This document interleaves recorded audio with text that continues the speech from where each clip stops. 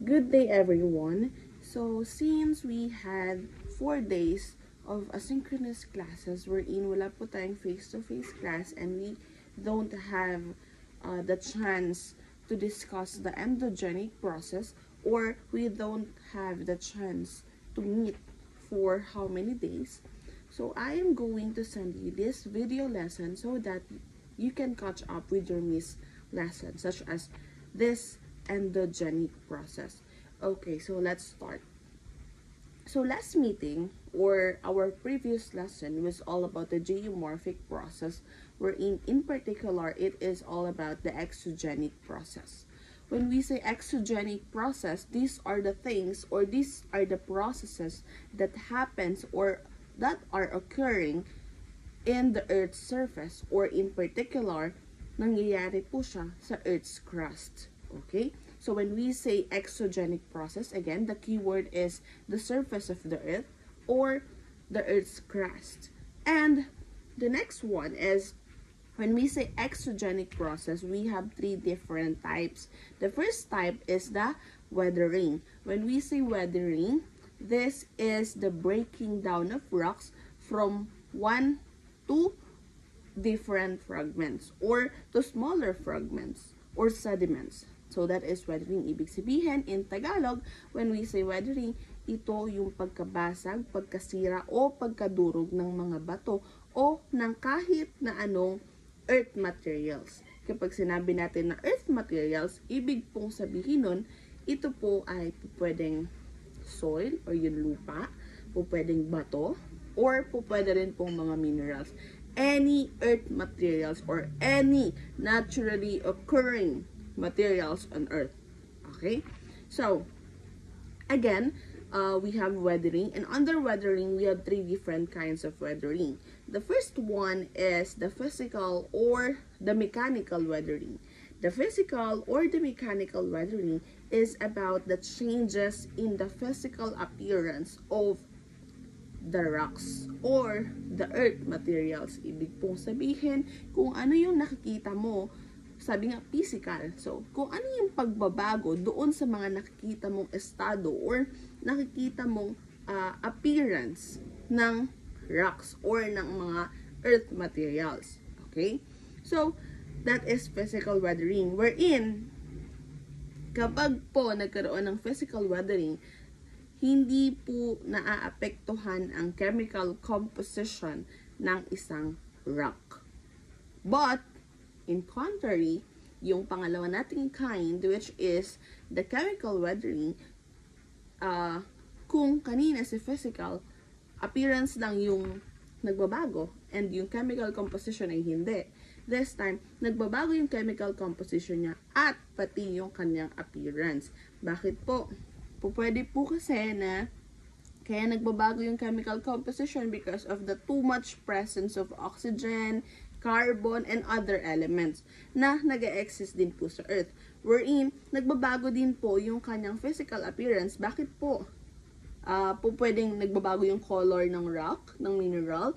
Pwedeng nagbabago yung hardness or yung nagbabago yung luster ng rocks. Okay po? So, or ng minerals rather.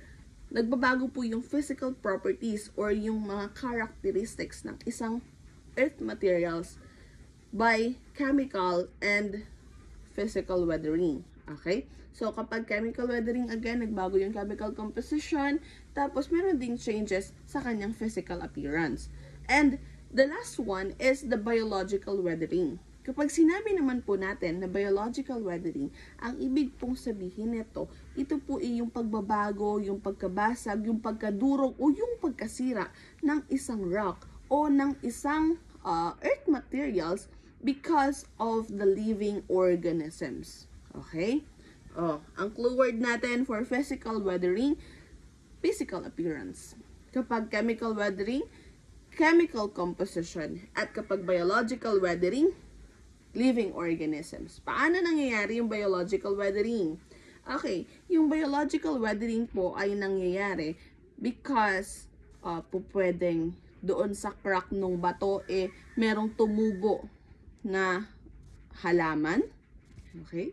May mga bacteria, living organism or microorganism, or po pwede din naman kaya nabasag yung bato or kaya nadurog ay dahil sa mga tao, humans, or po pwedeng animals. Okay? So, any living organisms has the ability to has an impact to the rocks. Okay po. So again, we have the three kinds of weathering. We have the physical or mechanical, the chemical, and the biological. The next one is erosion. The first is weathering. The second one is erosion. Simply, when we say erosion, it is the transport. Okay? It is the transport of rocks or any earth materials from one place to another. Example, o diba sa rock cycle natin, nagsa-start siya sa igneous rock. Pagka lumabas yung magma doon sa volcano, and say for example, ang magma ay isang felsic magma, siya po ay mag-harden or magso-solidify sa upper part ng volcano. Wherein, kapag nag-solidify siya doon, mag-undergo siya ng first process natin or first exogenic process, which is the weathering. So, kapag nabasag, nadurog yung mga bato, expect mo ba na doon lang siya sa upper part ng volcano? Syempre, hindi po. Kapag humangin, wind. Kapag umulan,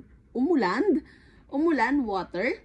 And kapag yung volcano or yung summit or yung peak ng some part of the earth is may yellow, glaciers, okay? Those are the agents of erosion. There is a possibility that earth materials will be transported from one place to another, mula sa peak ng volcano up to the base.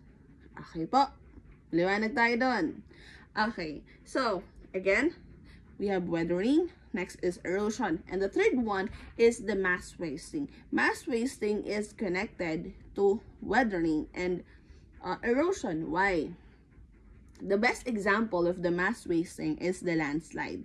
Let's say, for example, the big part of the soil or the land is na-detach, nag-crack, nag-weather. Okay? And ano mangyayari? It will erode. It will be transported down slope. Okay po? So, that is an example of a mass wasting. Okay, if nabibilisan po kayo sa aking pagsasalita or sa aking explanation, kindly point, ano ba yun? Yung speed na lang na, ano nyo na lang. Okay? Or review na lang ulit. Replay pala. Okay, so now let's proceed to the next lesson. If we are done with the exogenic process, now let's proceed to the endogenic process. Kanina sabi natin exo. Exo means labas. Exo means crust. Exo means the surface of the earth. This time, when we say endogenic process, this is all about the inside of the earth. In particular, ano ba yung nasa inside ng earth? Ibig sabihin, yung after ng crust, ano yung nandun? Ano yung nasa loob? So, we have the mantle and the core. But if you were asked, kung alin ba talaga yung nakapaloob sa endogenic process, that is the mantle in specific. Okay?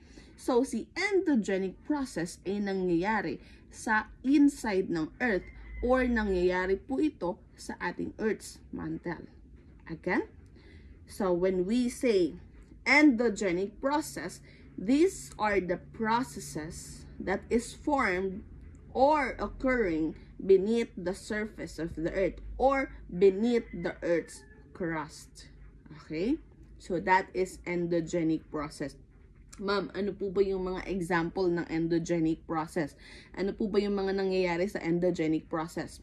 The first one and the topic for today, or the main topic for the endogenic process, is the volcanism.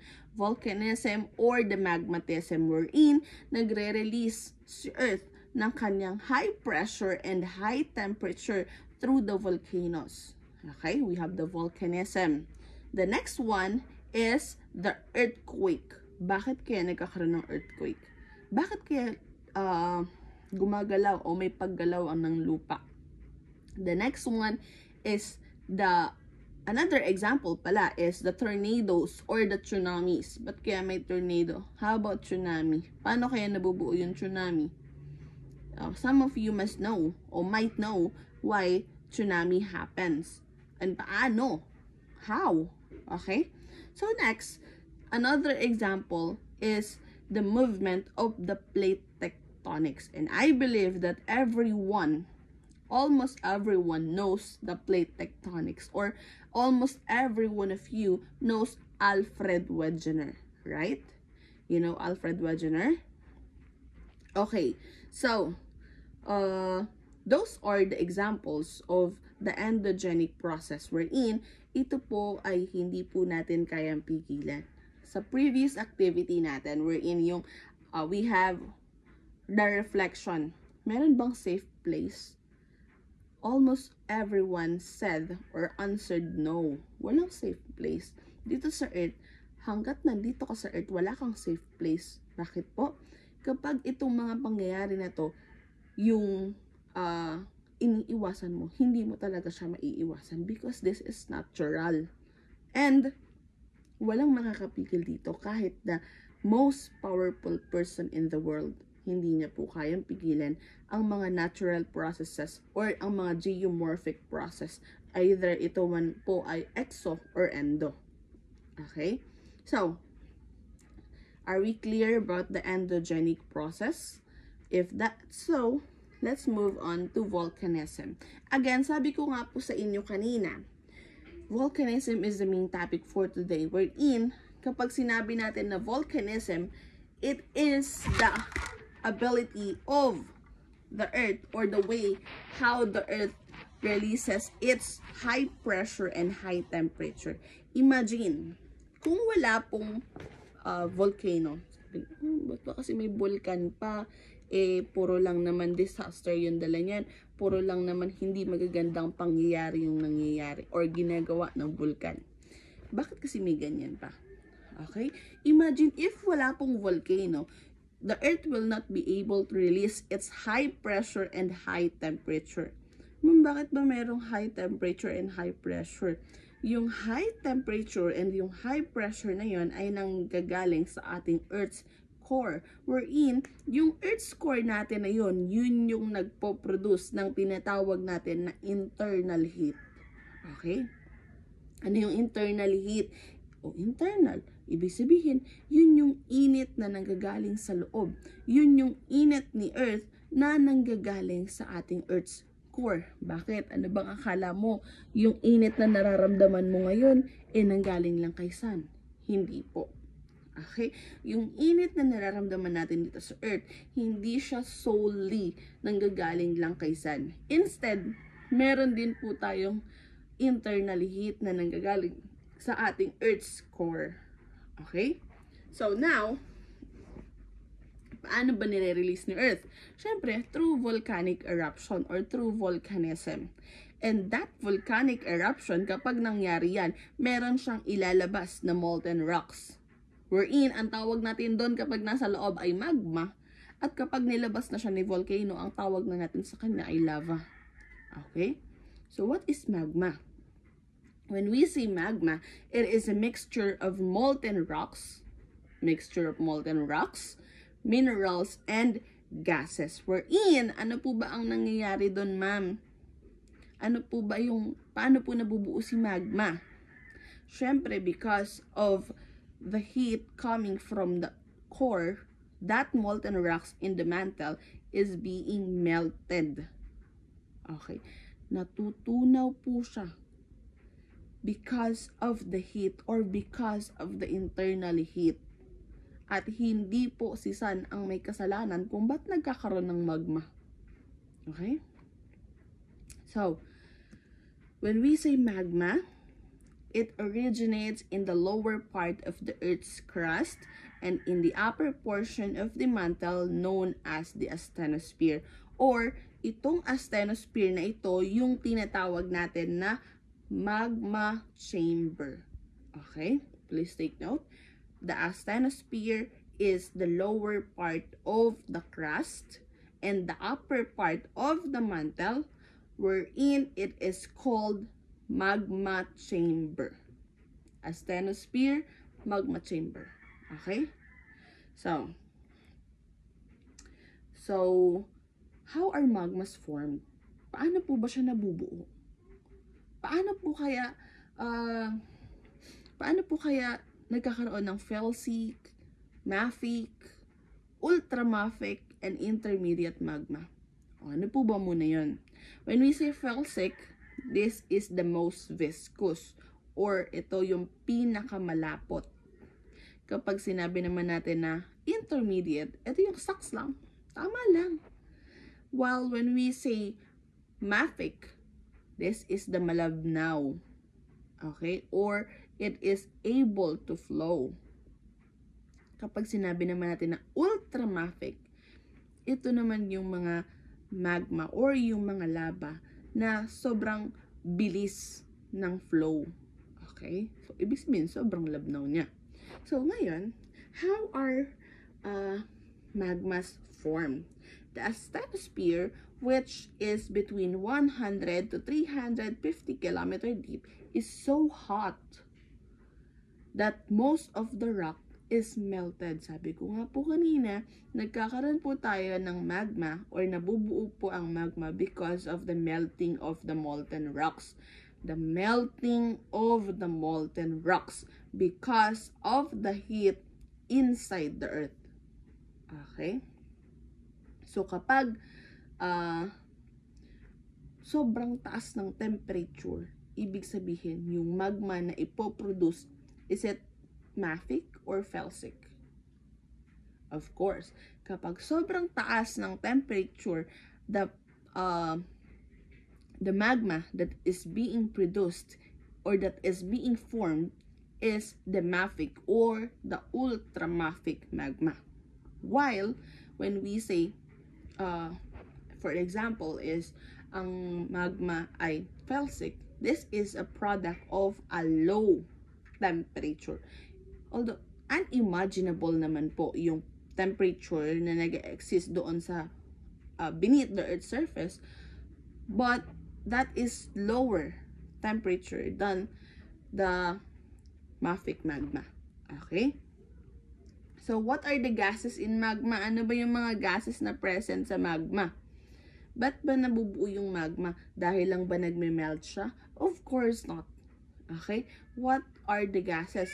The best or the most important gas that exists on magma is, number one, only one, we have the water vapor. Okay, please take note. Meron pong water vapor ang mga magma, and that water vapor, that gas, is the reason kung bakit nagiging mas mabilis na nagme-melt yung magma or yung mga molten rocks. Imagine, example, you have your chocolate bar. If you are going to leave your chocolate bar in the table at a room temperature, it will melt, right? But it will not melt as fast as if you put on a water on that chocolate bar. Okay? So, kapag nilagyan mo ng tubig yung chocolate bar na yun, mas mabilis po siyang magme-melt kumpara doon sa part na iniwanan mo lang siya sa table. Okay? So, that is also the thing when it comes to magma. Next is the viscosity of the magma. O, ano ba yung viscosity? O, di ba na-discuss na po natin ano po yung viscosity? When we say viscosity, it is the resistance to flow. Ibig sabihin, yung magma or yung lava, nahihirapan po na mag-flow or umagos or siya po ay malapot. Okay? Bakit kaya? Ano kaya yung mga reason bakit yung magma nagiging viscous? Bakit kaya nagiging felsic, which is most viscous? Or bakit kaya nagiging mafic, which is not viscous. Bakit kaya ganun? Okay? So, we have two reasons why. The first reason is that maybe kaya siya less viscous or kaya siya most viscous because of the presence of silica. Okay? Ma'am, bakit po? If the silica component of that magma or the silica component of that lava is high, that means it is more viscous. Okay? Kapag mataas ang silica component ng isang magma, siya po ay mas viscous or siya po ay isang felsic magma. Pero kapag mababa naman ang silica component ng isang magma, siya po ay mafic or not viscous. O, paano natin siya i-apply into your real life situation? Example, you have your 3 glasses of water, of hot water, with the same amount of water. In a table, you have 3 glasses. It has the same amount of hot water. Then, the glass number 1, you put on 5 scoops of powdered milk. The second glass, you put on 3 scoops of powdered milk. And the third glass, you put on 1 scoop of powdered milk. So, when you stir it, sa tingin mo, alin yung pinakamalapot? Alin yung pinaka-viscous? Is it the number 1, the number 2, or the number 3? Okay, of course, ang pinakamalapot or ang pinaka-viscous sa kanilang tatlo ay yung number 1. Bakit po? Kasi mas mataas po yung kanyang amount of powdered milk, wherein kung i-apply natin siya kay magma, mas mataas yung silica niya kumpara doon kay glasses number 2 and glasses number 3. Okay? Maliwanag po tayo. Another one is the temperature in that location. Kapag naman po sobrang taas, sabi ko nga kanina, kapag sobrang taas ng temperature or kung sobrang init, ano mangyayari? Ano mangyayari doon sa magma? Of course, it will be less viscous rather, okay? Bakit? Dun balik tayo sa chocolate bar. That chocolate bar is exposed in a room temperature. Ibig sabihin, hindi ganun kainit, hindi ganun kalamig. So, nagmelt lang siya, tama? So, yung nagmelt doon sa chocolate bar na yun is yung mismong kaniyang components. Like, malapot siya. Okay? While, if you put that chocolate bar under high temperature, okay, nilagay mo siya sa oven, like ganon, what will happen? It will melt faster and more, or less viscous. Okay? Liwanag po ba? Sana nakukuha po natin. Again, if nabibilisan po kayo sa discussion ko sa video na ito, just replay or i-adjust nyo na lang po yung speed. Okay? So, now we are done with the viscosity of the magma. Next is, ano ba yung mga escape routes or escape routes ng mga magma na yan? Saan ba sila lumalabas? Siguro naman, alam naman ng lahat kung saan lumalabas ang magma. Alam ng lahat kung saan lumalabas ang lava. Hindi naman siguro siya lumalabas sa ocean, right?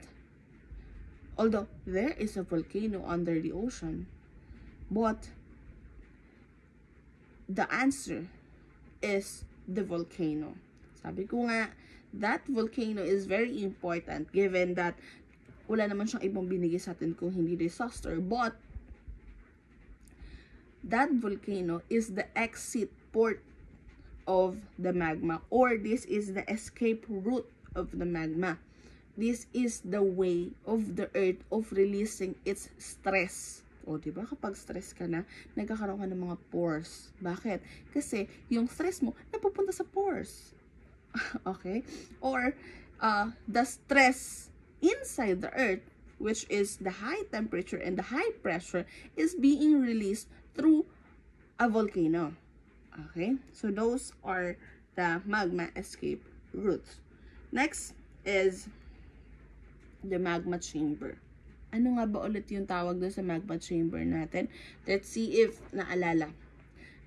So, kanina, sinabi ko, there is a part of the earth wherein doon po nag-originate, doon nagpo-form, or doon nangyayari, nabubuo yung mga magma. Anong tawag doon? It starts with letter A. And it is the lower part of the crust and the upper part of the mantle. Okay, comment down below. Comment down below. Okay, so the answer is the asthenosphere. The asthenosphere is the magma chamber. Okay? So, next is the ways of generating magma. Paano ba tayo nakakapag-generate ng magma? Or, hindi tayo pala nag-generate ng magma. Paano ba nabubuo yung mga magma na yan? Paano ba sila nag-exist? Paano nangyayari na nagkakaroon tayo ng magma under the volcano or under the earth's crust? Okay, so we have 3 ways. The first one is the decompression melting. The second one is the transfer of heat. And the third one is the flux melting. Okay, to further understand, when we say decompression melting, okay, sabi na nga natin decompression. Decompression. Kapag kino-compress mo, ano ba yung nangyayari? Okay? So, when we say decompression melting, it involves the upward movement of the Earth's mostly solid mantle. These hot materials rises to an area of lower pressure through the process of convection. Ano po ibig sabihin nun, ma'am? Hindi po namin maintindihan. Ano po ba yung decompression melting? Okay. Imagine may burger ka. Burger. Order ka ng burger sa Jollibee. Pagkatapos, sabi mo, pakidagdagan po yung dressing. More dressing pa po. So, ngayon, sobrang dami ng dressing na nilagay. Tapos, yung burger mo, na-compress. Kasi, isiningit mo siya sa bag mo. So, na-compress. Kapag kinompress mo yung burger na may maraming dressing, what will happen to the dressing? Ano mangyari? It will, what? It will move upward or it will move outside. Lalabas siya doon sa buns. Lalabas siya doon sa mismong burger. Matatanggal siya sa burger patty. That is the decompression melting. Okay, to further understand, I am giving you real life examples. The next one is the transfer of heat. Anyways, this is how the decompression melting is happened. Look at this picture. So, this decompression melting, ang nangyayari po sa kanya ay nakakabuo po siya ng ocean ridges. Okay? Look at this picture. Nakakabuo siya ng ocean ridges. Okay. The next one is the transfer of heat. Ano kayang ibig sabihin ng transfer of heat? May nakakaalam kaya? Okay.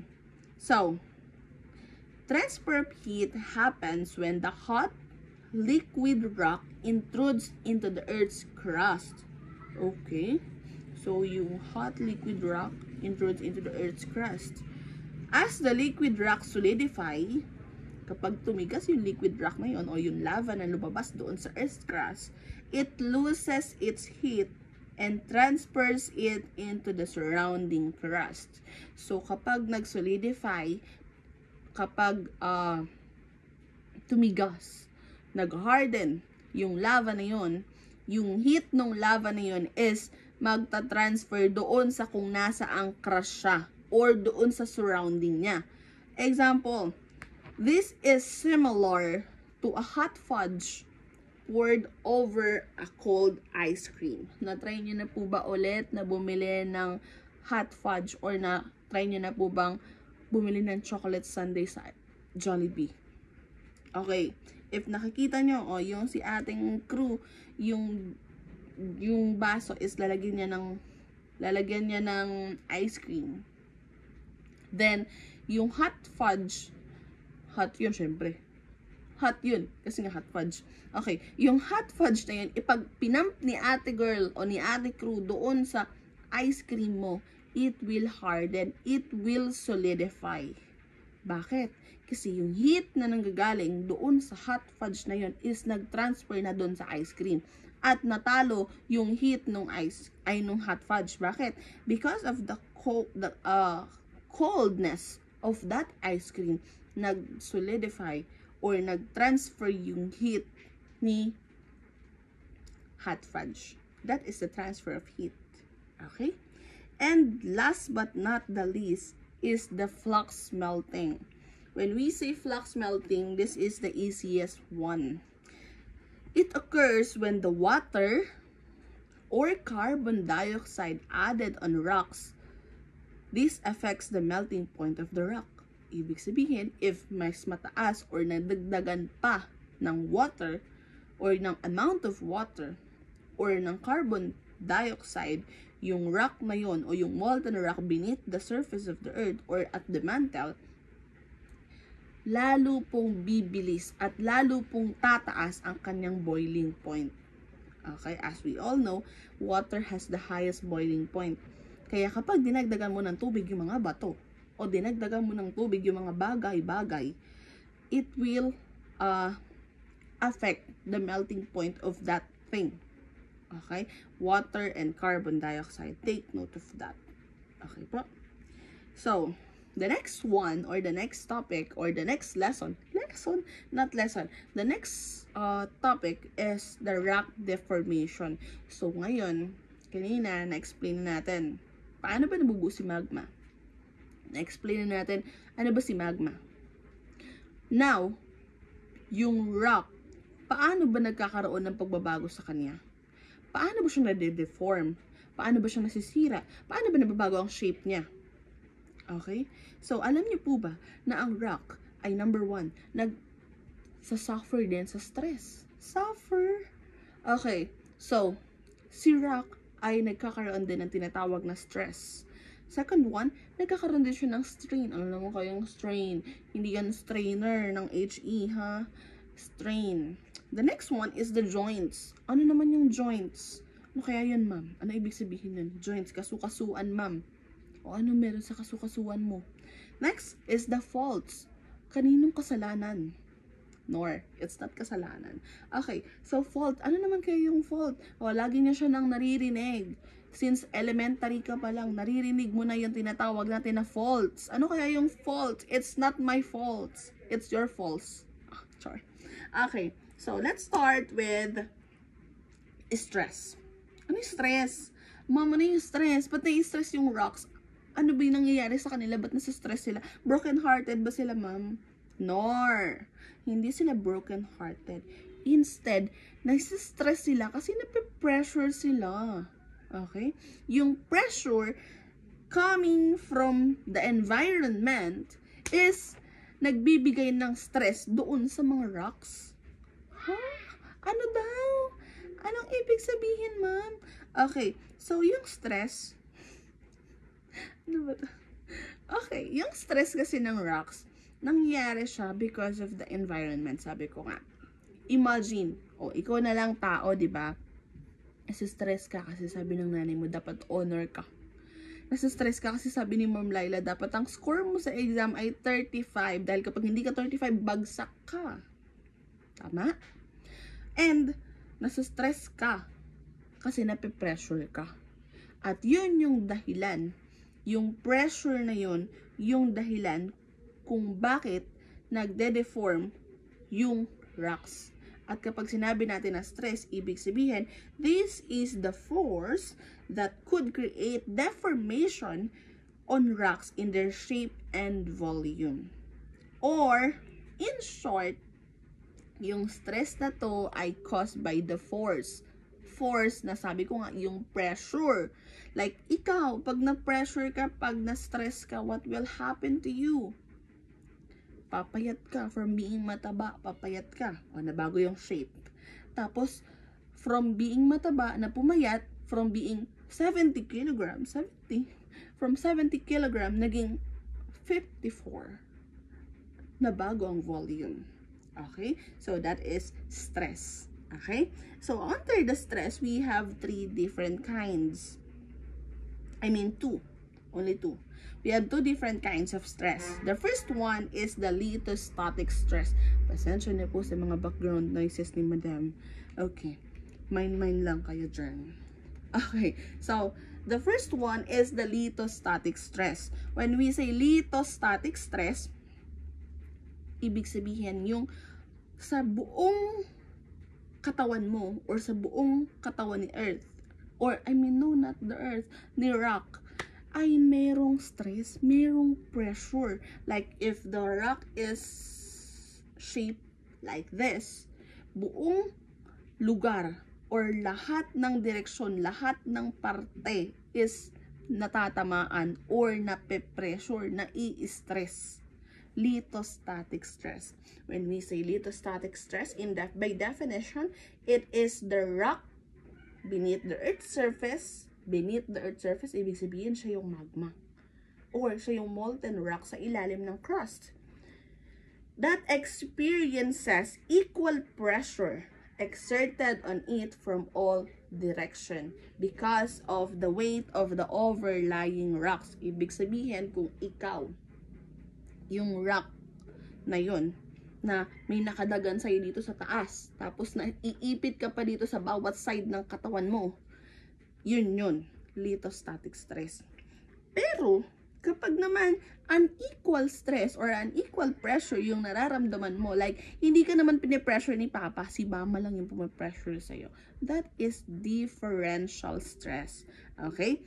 When we say differential stress, stress on rocks that are caused by an additional due to an equal stress due to tectonic forces.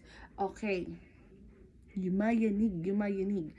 Nagkakaroon ng earthquake o kaya gumagalaw ang tectonic plates natin. Ano ba yung mararamdaman ng rocks? Kapag nagkaroon tayo ng convergent or ng divergent, ano ba yung mararamdaman ng rock? That is the differential stress. Okay po. And under the differential stress, meron din tayong 3 kinds. And please make sure na lahat ng sinasabi ko or lahat ng terms na sinasabi ko ay natatandaan ninyo. Dahil next meeting, magtatanong ako kung ano yung mga sinabi ko dito. Pati yung mga jokes ko. Itatanong ko sa inyo. Okay. So we have 3 different kinds of differential stress. The first kind is the tensional stress. Kapag sinabi natin na tensional. Kapag sinabi natin na tensional stress, ibig sabihin tension. Like goma, may tension. Ibig sabihin, tensional stress is all about the stretching of rocks. Tensional, stretching. And kapag plate tectonics, anong boundary yon? Yung naghihiwalay. That is divergent o convergent. Divergent ba kaya yun o convergent? Ano kaya yun? Pulled apart eh. Naghihiwalay eh. Ano kaya? When we say stretching or tensional stress, that is divergent. Naghiwalay. Diverge. Okay? Kapag sinabi naman natin na compressional o compress, in-squeeze. Parang yung burger ka ng Jollibee kanina, in-squeeze mo. Oh, na-stress siya. Na-stress yung dressing. Okay? Compressional. The next one is the shear stress. Ibig sabihin naman ng shear stress is slippage, madulas, nagkikiskisan. That is the transform boundary. The first one is the tensional stress, wherein this is all about stretching, or it is the divergent boundary. Kapag compressional naman, this is all about the squeezing, or the compression, or the convergent boundary. Kapag sinabi naman natin na shear stress, it is all about the slippage or the translation of the plate tectonics or the rocks wherein this is all about the pagdulas or the transform boundary. Okay? So, we're done with the stress. Wala nang stress. At hindi tayo magpapadala sa stress. At dahil nga hindi tayo magpapadala sa stress, we have the next one, which is the strain. Ano naman yung strain, ma'am? Ano pong ibig sabihin ng strain? Strain ba? Strain? Okay, kapag sinabi naman natin na strain, it is the ability of a rock material to handle stress. Ibig sabihin, hindi ka nagpapadala sa kahit na anong stress. Nor, hindi ka mapayag na masistress ka kasi papangit ka. Okay? So, it depends on the elasticity of the rocks. Ibig sabihin, kapag sinabi natin na elasticity, it is, there is no changes in the shape or size of that rock. Okay po? So, again, when we say strain, this is the ability of the rock material to handle stress. Hindi siya basta-basta nagpapadala sa stress. And we have two types of the deformation or the two types of strain. The first one is what we call the elastic deformation. Siyempre, elastic eh. Kahit na anong force yung ibigay mo or kahit na anong pressure yung ibigay mo. Kahit anong pressure yung ibigay mo. Hindi siya made-deform. Hindi masisira ang shape or hindi mababago ang shape. Hindi mababago ang volume. Okay, yun at yun pa rin siya. Imagine a rubber.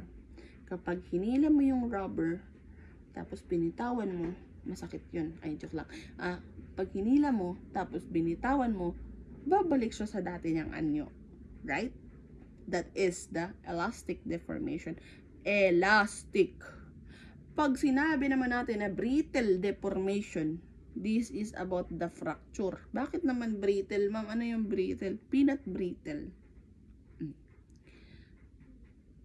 Yung peanut brittle, di ba, pag ginanon mo, bigyan mo lang ng konting pressure, ng konting force, mababasag. Ibig sabihin ng brittle deformation, madali po siyang, or mahina po ang strain ng bato na yan. Or, mabilis po siyang bumigay. Marupok po siya. Or, fragile po siya. Okay, so we have the elastic, we have the brittle. The next one is the joints. Kapag sinabi naman natin na joints, yun yung kasukasuan mo. Okay? Ito yun. Nandito siya. Basta nandiyan niya makita, diba? Okay. When we say joints, these are the fractures that is existing on the rocks. Okay. Kasi na-broken-hearted ka na. Heartfelt.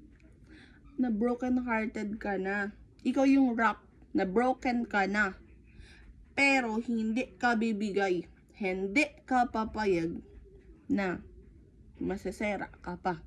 So, yung fracture mo, yung break, yung crack sa heart mo, hindi mo pababayaan na mahati na sa dalawa. Okay? Or, in short, yung joints na to, yung fracture na present sa rock, ay walang nangyayari.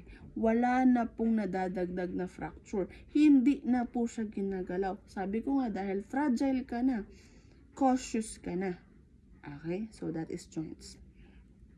And the next one is the fault. Hindi mo naman kasalanan eh. Okay. The next one is the fault. Sabi dito, fault are the extremely long and deep break or large crack in a rock. Or in short, kapag lumilindol, may fault. Yun na yun. Okay? Kapag lumilindol, may fault. Like, say for example, may cake ka. May cake ka. Tapos, panay ganun mo dun sa cake mo. Like, yung isa pa ganun, tas yung isa ganun. Or, panay push-pull ka. Ano mangyari sa cake? Magpa-fracture. Mahahati sa gitna. Madudurog, mababasag, magka-crack. Right? So, that is fault. Okay? But, hindi siya sa cake nangyayari. Nangyayari siya sa lupa. Nangyayari siya sa rock. Again, we have 4 rock deformation. The first one is stress. Na-stress ka. The second one is strain. At dahil ayaw mo na magpadala sa stress, sa pressure, hinhandle mo na siya. Strain. Pinag-aralan mo siyang i-handle. So, ngayon, yung third one, nung umpisa kasi marupok ka. So, nagkaroon ka ng fracture, nasaktan ang iyong puso. Pero, hindi ka na papayanig this time. Hindi ka na magpapagalaw. Or, there is no movement. And the last one is the fault. Kaninong kasalanan? Joke lang, hindi. Kapag sinabi natin na fault, ito na yung malaking crack sa iyong puso. Yun yung tawag doon, fault. Okay? So, we have 3 different types of fault. What are the 3 different types of fault? And these 3 different types of fault is connected to the stress or the 3 types of the differential stress. Diba yung first differential stress natin is yung tinatawag natin na tensional stress. And that tensional stress is all about stretching. Nasa-stretch siya. Tapos yung pangalawa, compressional. Siyempre, nako-compress or nasa-squeeze. Tapos yung third one is the shear. Shear, ibig sabihin, sliding or nagkakaroon ng translation. So, ngayon, ito naman pong tinatawag natin na fault, meron din tayong tatlo. The first one is the deep sleep fault or tinatawag din natin siya na normal fault. Yung deep sleep fault na to, nagkakaroon ng stretching, nagkakaroon ng tensional force. In short, this is connected to the tensional stress. Okay, so paano po ang movement ng deep sleep fault? Is it toward each other or away from each other? Okay, the deep sleep fault is away from each other. Tapos, yung pangalawa naman ay tinatawag natin na strike sleep fault. Strike dash sleep fault. Kapag sinabi natin na strike sleep fault, this is about shearing. And ano ba yung sheared natin? Sheared stress. Ano nangyayari doon? At dahil nga brittle, fragile, marupok ang mga rock, siya po ay nagkakaroon ng slippage or ng translation. Okay? The second type of fault is the strike slip fault na connected sa tinatawag natin na shear stress. And the last type of the fault is the reverse fault. Okay? Or the thrust. Thrust as in T-H-R-U-S-T. Thrust fault. Wherein there is a compression. Nako-compress yung rocks. Yung brittle rocks is nako-compress. So ngayon, ano nangyayari? Ang nangyayari po dito sa compressional fault na to or sa reverse fault na to is compressional stress. Okay po? So, that concludes our lesson for today. If you have any question or meron kayong clarification, feel free to ask. Feel free to ask next meeting or chat me. Okay? And kapag hindi mo pa naintindihan talaga, i-review mo or i-replay mo ang video na ito. So, comment down below if you have question. Like, follow, and subscribe to my YouTube channel and to my Facebook and IG and TikTok account. Okay? And anyway, before we end this lesson or before we end this video, let's have a short review about the lesson for today. Okay, the first is the endogenic process. When we say endogenic process, these are the things that happens beneath the Earth's surface, in particular to the Earth's mantle. Okay, the second one is the magma or the volcanism, wherein it is the ability or this is how the planet Earth is releasing its stress or how it is releasing the pressure and the temperature inside it. Okay, through volcanism or volcanic eruption. At ang nilalabas niya ay magma. Kapag lumabas na ang tawag ay lava. Okay, so what are the gases in magma? the first gas or the most important gas in magma that helps or that affects the melting point of the rock is the water vapor. Okay? Then what is the magma chamber? That is the asthenosphere, or asthenosphere is the lower part of the Earth's crust and the upper part of the Earth's mantle. And the next one, viscosity of the magma is all about, or the viscosity of the magma is based on its silica component and its temperature. Okay? So, we have 4 viscosity of the magma. Actually, dati 3 lang siya yung sinabi ko sa inyo, but now it's 4. Why? Because we have the most viscous, which is the felsic, intermediate, mafic, and ultramafic. That is the 4th one. Okay? So next, what are the escape routes or escape routes of the magma? That is the volcano. Then, how to generate, or what are the ways of generating magma? We have 3. We have the decompression melting, or the upward movement of the mantle. The second one is the transfer of heat. The third one is the flux melting, or the presence of high amount of water and carbon dioxide in the magma or in the molten rocks or the mantle. Next one is the rock deformation. We have 4 rock deformation. The first one is stress. The second one ay na stress, merong 2 kinds. The lithostatic, buong pamilya na stress siya. The pressure ng buong pamilya. Or, ibig sabihin, these are the rocks in the mantle wherein yung rock na to is nagkakaroon or nakaka-experience ng pressure. Okay? Anong pressure? Equal pressure. Or lahat ng direksyon may pressure na nararamdaman. While when we say differential naman, unequal stress or unequal pressure. Like sabi ko nga, si mama lang yung nagsastress sa'yo, hindi kasali si papa. Okay? And the next one is, meron tayong 3 kinds of the differential stress. The first one is the tensional. Tensional, ibig sabihin na stretch away from each other. Second one is the compressional. Tinulak toward each other. Compress, squeeze. And the next one is the shear stress or nag-slippage, nag-translation, dumulas, or kumiskis. Kumikiskis. Okay? So, next deformation is the strain. It is the ability of the magma, nor it's the ability of the rock to handle that stress. And the third one is the joints. I know, under the strain, we have the elastic. Elastic, ibig sabihin, hindi magpapayanig. And the second one is the brittle, marupok. Okay?